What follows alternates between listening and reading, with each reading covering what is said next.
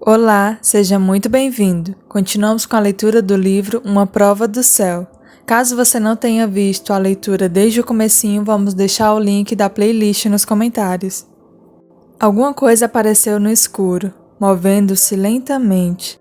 Ela irradiava uma luz dourada e, à medida que avançava, a escuridão à minha volta começava a se fragmentar e dissipar. Então escutei um novo som, um som vivo, como a mais rica e complexa melodia que já tinha ouvido, aumentando de volume enquanto uma diáfana luz branca descia. Esse som anulou as batidas mecânicas e maçantes que aparentemente haviam sido a única companhia até então. A luz foi chegando cada vez mais perto, girando em torno de mim, produzindo filamentos de pura luz branca com raias douradas. Então, no centro da luz, apareceu outra coisa. Eu me concentrei ao máximo para descobrir o que era. Uma abertura. Eu não estava mais olhando para a luz giratória, mas através dela. No instante em que compreendi isso, comecei a me mover. Eu ouvia um som sibilante. Quando atravessei a abertura, me vi em um mundo inteiramente novo, o mais belo e estranho que eu já tinha visto. Brilhante, vibrante, arrebatador, maravilhoso. Eu poderia amontoar adjetivos um após o outro para tentar descrever esse mundo, mas nada do que dissesse poderia traduzir o que eu via e sentia. Era como se eu tivesse acabado de nascer, não renascer ou nascer de novo, apenas nascer. Embaixo de mim havia uma campina. Ela era verde, exuberante e parecia feita de terra. Era de terra, mas ao mesmo tempo não era. Minha sensação era a mesma que se tem ao visitar um lugar em que costumávamos ir quando criança. Nós não o reconhecemos, mas ao olharmos em volta, alguma coisa nos atrai e percebemos que em alguma parte de nós, uma parte bem lá no fundo, se lembra do lugar e se alegra por ter voltado ali. Eu estava voando, passei por árvores e campos, rios, cachoeiras, avistei pessoas aqui e ali, também havia crianças rindo e brincando. Todos cantavam e dançavam em círculos, e vi até cachorros correndo e saltando entre elas, igualmente tomados de alegria. As pessoas vestiam roupas simples, mas bonitas, e tive a impressão de que as cores dessas vestimentas tinham o mesmo tom vívido das árvores, das flores que desabrochavam e encantavam todo o campo ao redor. Um mundo de sonhos belo e incrível. Só não era um sonho. Embora eu não soubesse onde me encontrava e nem mesmo o que era aquilo tudo, eu estava convicto de uma coisa. Esse lugar em que de repente me vi era completamente real. A palavra real expressa algo abstrato e é totalmente ineficaz para transmitir o que eu estou tentando descrever. Imagine que você é uma criança que vai ao cinema em uma tarde de verão. Talvez o filme seja bom e prenda sua atenção enquanto você lhe está assistindo, mas quando a sessão termina, você sai do cinema e volta para a paisagem agradável daquela bela tarde. Logo, o ar fresco e a luz do sol o envolvem, e então você pensa por que razão gastou 2 horas daquele dia magnífico sentado numa sala escura. Multiplique esse sentimento por 1000 e ainda não estará perto de entender como eu me senti naquele lugar. Não sei exatamente por quanto tempo sobrevoei aqueles campos. O tempo ali era diferente do tempo linear que vivemos na Terra, e é impossível descrevê-lo, assim como todos os outros detalhes da experiência, mas em algum momento eu percebi que eu não estava sozinho. Alguém se encontrava bem próximo a mim. Uma bela menina, com as maçãs do rosto saliente, de olhos de um azul profundo. Ela vestia o mesmo tipo de roupa camponesa que as pessoas usavam lá embaixo. Seus longos cachos castanhos emolduravam um rosto encantador.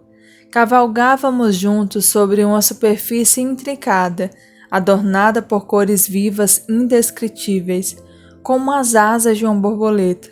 Na verdade, Milhões de borboletas nos rodeavam. Havia ondas delas, descendo até a relva verde e voltando até nós no espaço. Não foi apenas uma única e discreta borboleta que apareceu. Foi um enxame, como se um rio de vida e cores bailasse no ar. Voávamos em circo, despreocupadamente, atravessando campos floridos e sobrevoando árvores cujas flores desabrochavam à medida que passávamos. O traje da menina era modesto, mas seu colorido, que é azul anil e laranja, tinha a mesma energia deslumbrante de todo o resto.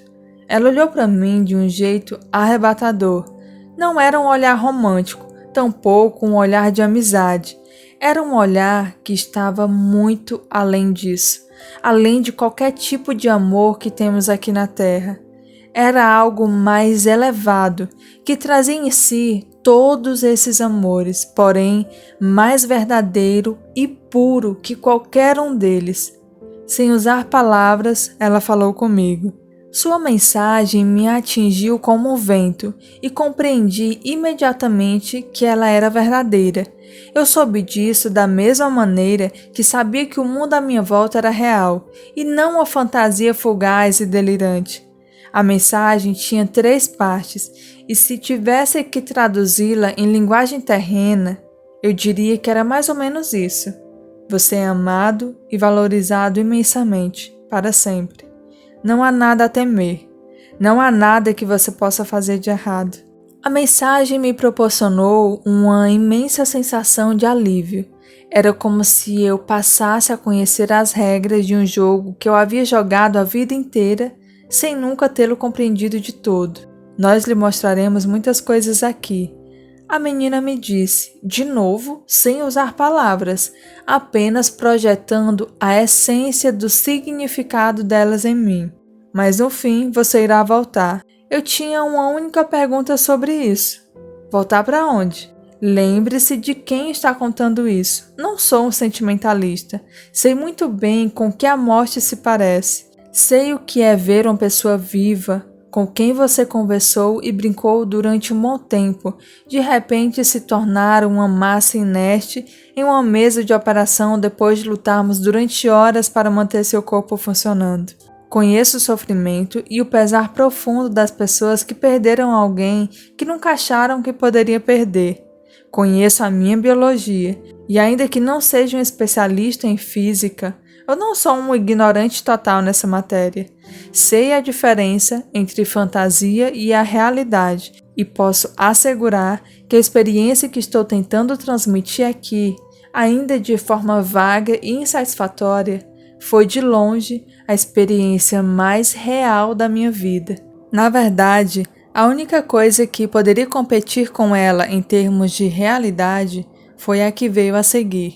Às 8 da manhã do dia seguinte, Ruley estava de volta ao meu quarto. Ela ocupou o lugar de Phyllis na cadeira junto à cabeceira do meu leito e envolveu minha mão ainda inerte às suas. Por volta das 11 horas, o pastor Sullivan chegou e todos formaram um círculo ao meu redor. Betsy segurou a minha mão para que eu também fosse incluído na roda. O pastor conduziu a oração.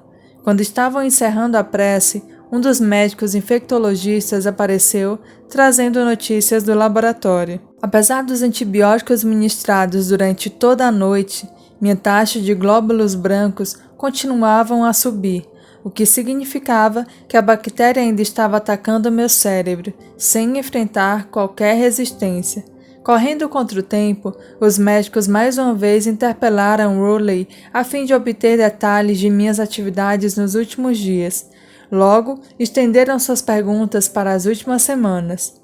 Havia alguma coisa, qualquer coisa, que eu pudesse ter feito recentemente que lhes ajudasse a entender o meu estado? Bem, disse Ruley, ele viajou para Israel há alguns meses. O Dr. Brennan sabia que, alguns meses antes de minha crise, um paciente dera entrada em um hospital com uma infecção bacteriana grave e receber uma série de antibióticos potentes para tentar controlar uma infecção pela KPC, mas o estado do homem continuou a piorar. Exames revelaram que ele estava sucumbindo à bactéria e que os antibióticos não fizeram efeito. Exames posteriores mostraram que as bactérias que viviam no intestino grosso do paciente haviam adquirido o gene KPC.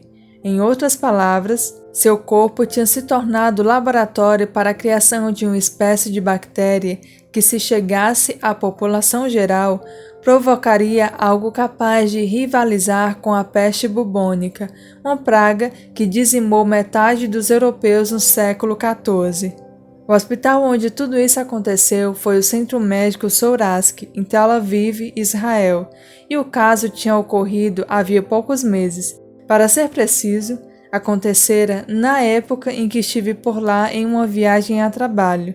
Mas na ocasião, eu não conhecia a história do paciente no Hospital Sourasky ou da bactéria que tinha se apropriado do gene KPC. Bactéria essa que, se desenvolvida, era uma grande facilitadora da meningite E. coli. Será que durante minha estadia em Israel eu poderia ter contraído uma bactéria que hospedava a KPC à prova de antibióticos? Pouco provável, mas era uma explicação plausível para a aparente resistência de minha infecção, e a junta médica que me assistia foi à luta para investigar se aquela era de fato a bactéria que atacava meu cérebro. O meu caso estava prestes a se tornar, pela primeira de muitas razões, um episódio especial da história da medicina. Em breve publicaremos a continuação desse livro. Lembre-se de ativar o sino de notificações para que você receba assim que publicarmos. Muito obrigada. Deus abençoe a todos.